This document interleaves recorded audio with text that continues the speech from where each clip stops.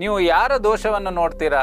ನಮಸ್ಕಾರ ಬಂಧುಗಳೇ, ವೇಮನ ಸಂದೇಶ ಈ ಸರಣಿಗೆ ತಮಗೆಲ್ಲ ಸ್ವಾಗತ. ಯೋಗಿ ವೇಮನರು ವಚನದಲ್ಲಿ ಹೇಳ್ತಾರೆ, ಬೇರೆಯವರ ದೋಷ ನೀವು ನೋಡಲು ಕಣ್ಣು ತೀಕ್ಷ್ಣ, ತನ್ನ ದೋಷ ನೋಡಲು ಮನಸ್ಸಿನ ಧೈರ್ಯ ಬೇಕು. ಅಂದರೆ ಇನ್ನೊಬ್ಬರ ತಪ್ಪುಗಳನ್ನು ಕಂಡು ಹಿಡಿಲಿಕ್ಕೆ ಕಣ್ಣುಗಳು ತೀಕ್ಷ್ಣವಾಗಿ ಕೆಲಸ ಮಾಡ್ತವೆ, ಆದರೆ ನಿಮ್ಮ ತಪ್ಪುಗಳನ್ನು ನೋಡಲಿಕ್ಕೆ ನಿಮ್ಮಲ್ಲಿ ಆ ಧೈರ್ಯ ಮೊದಲು ಇರಬೇಕು ಅನ್ನುವಂತಹ ಸಂದೇಶವನ್ನು ಅಲ್ಲಿ ಯೋಗಿ ವೇಮನರು ನೀಡ್ತಾರೆ. ಇನ್ನೊಂದು ವಿಷಯ ತಮಗೆ ಕೇಳಬೇಕು ಇಚ್ಛೆಪಡ್ತೇನೆ, ನಿಮಗೆ ಭಯ ಯಾಕೆ? ಯೋಗಿ ವೇಮನರು ವಚನದಲ್ಲಿ ಹೇಳ್ತಾರೆ, ಸತ್ಯವನ್ನು ಅನುಸರಿಸುವವನಿಗೆ ಭಯ ಎಂಬುದೇ ಇಲ್ಲ.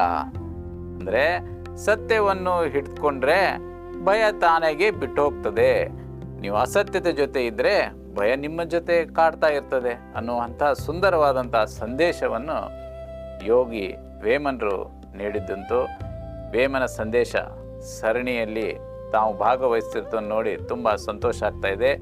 ವೇಮನ ಜಯಂತಿಯ ಶುಭಾಶಯಗಳನ್ನು ತಮಗೆ ತಿಳಿಸ್ತೇನೆ. ನಮಸ್ಕಾರ.